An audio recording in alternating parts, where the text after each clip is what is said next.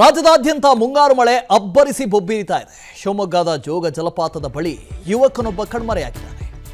ಬೆಂಗಳೂರಿನಿಂದ ಜೋಗ ನೋಡುವುದಕ್ಕೆ ಯುವಕ ಬಂದಿದ್ದ. ಯುವಕನಿಗಾಗಿ ಕಾರ್ಗಲ್ ಪೊಲೀಸರು ಶೋಧ ಕಾರ್ಯ ಮುಂದುವರೆಸಿದ್ದಾರೆ.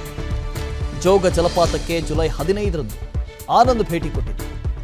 ಕಳೆದ 6 ದಿನಗಳಿಂದ ಯುವಕನಿಗಾಗಿ ಪೊಲೀಸರು ಶೋಧ ಮಾಡ್ತಾ ಇದ್ದಾರೆ.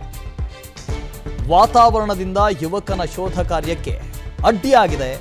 ಅಂದರೆ ಮಳೆ ಆಗ್ತಾ ಇದೆ, ಆ ಭಾಗದಲ್ಲಿ ಮಳೆ ಸುರಿತಾ ಇದೆ, ವಿಪರೀತವಾಗಿ ಮಳೆ ಆಗ್ತಾ ಇದೆ. ಈ ಹಿನ್ನೆಲೆಯಲ್ಲಿ ಶೋಧ ಕಾರ್ಯಕ್ಕೆ ಅಡ್ಡಿಯಾಗಿದೆ. ಕಳೆದ 6 ದಿನಗಳ ಹಿಂದೆ ಜೋಗ ಜಲಪಾತ ನೋಡೋದಕ್ಕೆ ಅಂತ ಹೇಳಿ ಶಿವಮೊಗ್ಗದ ಜೋಗಕ್ಕೆ ತೆರಳಿದ್ದ ಯುವಕ, ಬೆಂಗಳೂರಿನ ಯುವಕ ಈಗ ನಾಪತ್ತೆಯಾಗಿದ್ದಾನೆ, ಕಣ್ಮರೆಯಾಗಿದ್ದಾನೆ. ಈಗಾಗಲೇ ಪೊಲೀಸರು ಹುಡುಕಾಟ ನಡೆಸ್ತಾ ಇದ್ದಾರೆ. 6 ದಿನಗಳಿಂದ ಹುಡುಕ್ತಾ ಇದ್ದಾರೆ. ಆದರೂ ಕೂಡ ಯುವಕ ಕಾಣಿಸ್ತಾ ಇಲ್ಲ, ನಾಪತ್ತೆಯಾಗಿದ್ದಾನೆ. ಶರಾವತಿ ನದಿ ತುಂಬಿ ಹರಿತಾ ಇದೆ. ಈ ಹಿನ್ನೆಲೆಯಲ್ಲಿ ಜೋಗ ಜಲಪಾತ ಮೈದುಂಬಿ ಹರಿತಾ ಇದೆ. ವೀರೇಶ್ ಇದ್ರ ಬಗ್ಗೆ ಹೆಚ್ಚಿನ ಡೀಟೇಲ್ಸ್ ಅನ್ನು ಕೊಡ್ತಾ ಹೋಗ್ತಾರೆ. ವೀರೇಶ್, 6 ದಿನದ ಹಿಂದೆ ನಡೆದಿರುವಂತಹ ಘಟನೆನ ಹೇಗೆ ನಾಪತ್ತೆಯಾದ ಯುವಕ?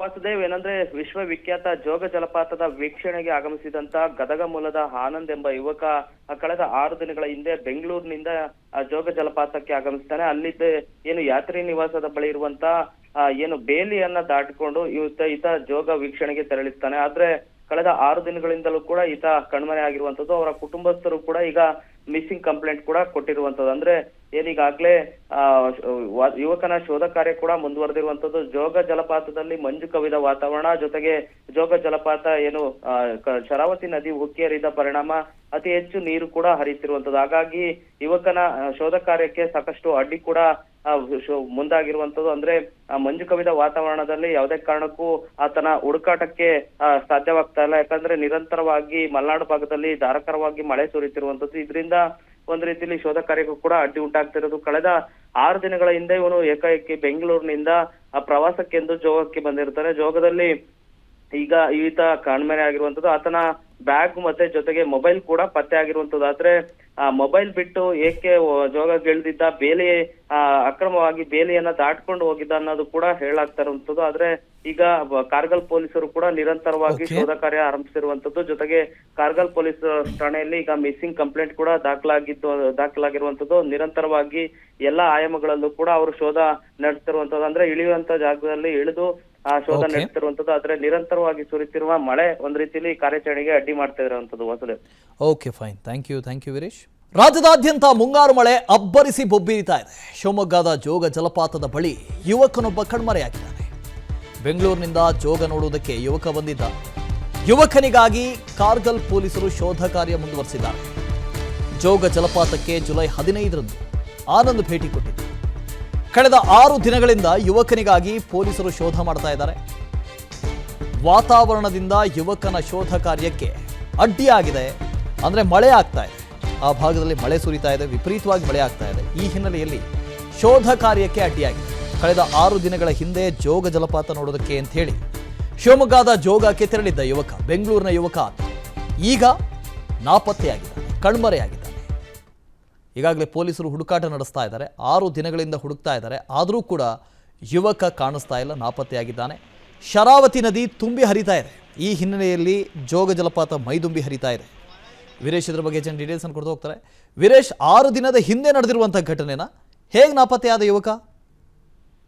ವಾಸುದೇವ್, ಏನಂದ್ರೆ ವಿಶ್ವವಿಖ್ಯಾತ ಜೋಗ ಜಲಪಾತದ ವೀಕ್ಷಣೆಗೆ ಆಗಮಿಸಿದಂತ ಗದಗ ಮೂಲದ ಆನಂದ್ ಎಂಬ ಯುವಕ ಕಳೆದ 6 ದಿನಗಳ ಹಿಂದೆ ಬೆಂಗಳೂರಿನಿಂದ ಜೋಗ ಜಲಪಾತಕ್ಕೆ ಆಗಮಿಸ್ತಾನೆ. ಅಲ್ಲಿದ್ದ ಏನು ಯಾತ್ರಿ ನಿವಾಸದ ಬಳಿ ಇರುವಂತ ಏನು ಬೇಲಿಯನ್ನ ದಾಟಿಕೊಂಡು ಈತ ಜೋಗ ವೀಕ್ಷಣೆಗೆ ತೆರಳಿಸ್ತಾನೆ. ಆದ್ರೆ ಕಳೆದ 6 ದಿನಗಳಿಂದಲೂ ಕೂಡ ಈತ ಕಣ್ಮರೆ ಆಗಿರುವಂತದ್ದು. ಅವರ ಕುಟುಂಬಸ್ಥರು ಕೂಡ ಈಗ ಮಿಸ್ಸಿಂಗ್ ಕಂಪ್ಲೇಂಟ್ ಕೂಡ ಕೊಟ್ಟಿರುವಂತದ್ದು. ಅಂದ್ರೆ ಏನೀಗಾಗ್ಲೇ ಯುವಕನ ಶೋಧ ಕಾರ್ಯ ಕೂಡ ಮುಂದುವರೆದಿರುವಂತದ್ದು. ಜೋಗ ಜಲಪಾತದಲ್ಲಿ ಮಂಜು ಕವಿದ ವಾತಾವರಣ, ಜೊತೆಗೆ ಜೋಗ ಜಲಪಾತ ಏನು ಶರಾವತಿ ನದಿ ಉಕ್ಕಿ ಹರಿದ ಪರಿಣಾಮ ಅತಿ ಹೆಚ್ಚು ನೀರು ಕೂಡ ಹರಿಯುತ್ತಿರುವಂತದ್ದು. ಹಾಗಾಗಿ ಯುವಕನ ಶೋಧ ಕಾರ್ಯಕ್ಕೆ ಸಾಕಷ್ಟು ಅಡ್ಡಿ ಕೂಡ ಮುಂದಾಗಿರುವಂತದ್ದು. ಅಂದ್ರೆ ಮಂಜು ಕವಿದ ವಾತಾವರಣದಲ್ಲಿ ಯಾವುದೇ ಕಾರಣಕ್ಕೂ ಆತನ ಹುಡುಕಾಟಕ್ಕೆ ಸಾಧ್ಯವಾಗ್ತಾ ಇಲ್ಲ. ಯಾಕಂದ್ರೆ ನಿರಂತರವಾಗಿ ಮಲೆನಾಡು ಭಾಗದಲ್ಲಿ ಧಾರಾಕಾರವಾಗಿ ಮಳೆ ಸುರಿಯುತ್ತಿರುವಂತದ್ದು. ಇದರಿಂದ ಒಂದ್ ರೀತಿಯಲ್ಲಿ ಶೋಧ ಕಾರ್ಯಕ್ಕೂ ಕೂಡ ಅಡ್ಡಿ ಉಂಟಾಗ್ತಿರೋದು. ಕಳೆದ 6 ದಿನಗಳ ಹಿಂದೆ ಇವನು ಏಕಾಏಕಿ ಬೆಂಗಳೂರಿನಿಂದ ಪ್ರವಾಸಕ್ಕೆಂದು ಜೋಗಕ್ಕೆ ಬಂದಿರ್ತಾರೆ. ಜೋಗದಲ್ಲಿ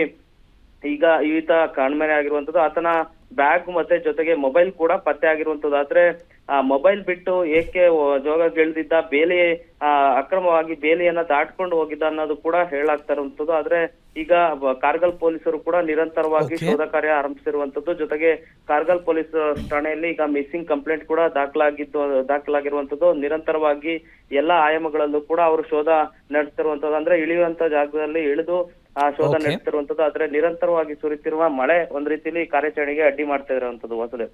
okay, fine. Thank you Veeresh. ಅನುಕ್ಷಣದ ಸುದ್ದಿಗಳಿಗಾಗಿ Vistara news YouTube channel subscribe ಮಾಡಿ. ಹೊಸ ಸುದ್ದಿಗಳ ನೋಟಿಫಿಕೇಶನ್ಗಾಗಿ ಬೆಲ್ ಐಕಾನ್ ಕ್ಲಿಕ್ ಮಾಡಿ. ಲೇಟೆಸ್ಟ್ ಅಪ್ಡೇಟ್ಸ್ಗಾಗಿ www.vistaranews.com ವೆಬ್ಸೈಟ್ಗೆ ವಿಸಿಟ್ ಮಾಡಿ. ಅಂಗೈಯಲ್ಲೇ ಜಗತ್ತಿನ ಸುದ್ದಿ ತಿಳಿಯಲು Vistara news Kannada app download ಮಾಡಿ.